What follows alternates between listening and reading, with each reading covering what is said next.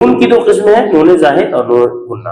अब यहाँ पे जाहिर का मतलब ही समझ रहे हैं आप, जाहिर और गुन्ना से आपको जाहिर हो गया होगा।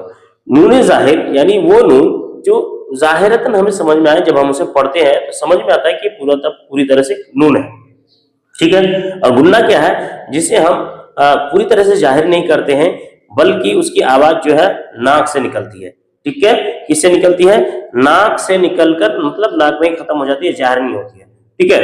और ये जो नून जाहिर है, इसकी आवाज पूरी तरह से जाहिर होती है।